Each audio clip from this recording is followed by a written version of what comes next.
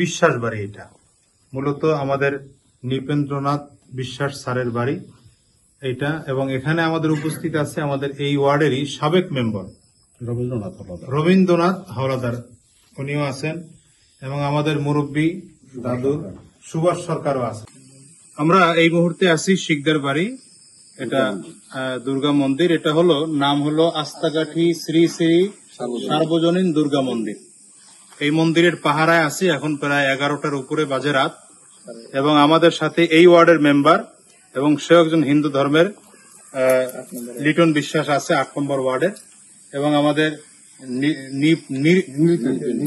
নিরিপেন বিশ্বাস স্যার তিনিও আছেন, এবং আমাদের সাথে আরো হিন্দু ধর্মের ভাইরাও আছেন। সমন্বয় কমিটি করে দিয়েছিলাম আমাদের ইউনিয়নের ছাত্রদের, এই ছাত্ররাও এখানে আছে, এবং ইসলামী ছাত্র আন্দোলনের পীর সাহেব চরমনের পক্ষ থেকে তারাও আজকে এই পাহারার মধ্যে আছেন।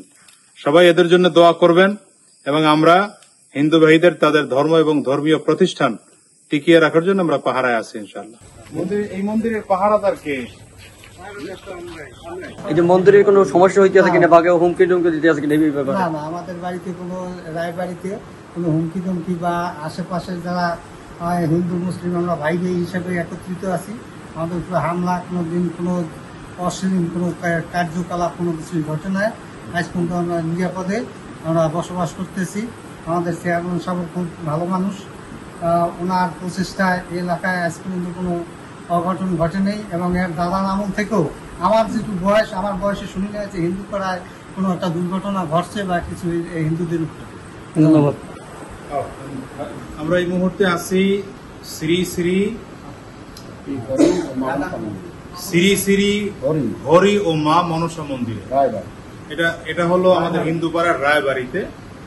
এখানেও আমাদের ছাত্র আন্দোলনের ছেলেরা আছে, এবং আমাদের এখানে সমন্বয় কমিটির ছাত্ররা আছে, এবং আমাদের এলাকার গণ্যমান্য ব্যক্তিবর্গরা আছে। আমরা এখানে পাহারায় আছি, এখন পর্যন্ত কোনো সমস্যা নাই। কোনো সমস্যা না হয় এই জন্য সার্বক্ষণিক সে তদন্ত করে এবং এলাকায় যাই যায় ঘুরে ঘুরে দেখে, এবং আমাদের মন্দিরে এই আজকের থেকে 2 বার আসছে।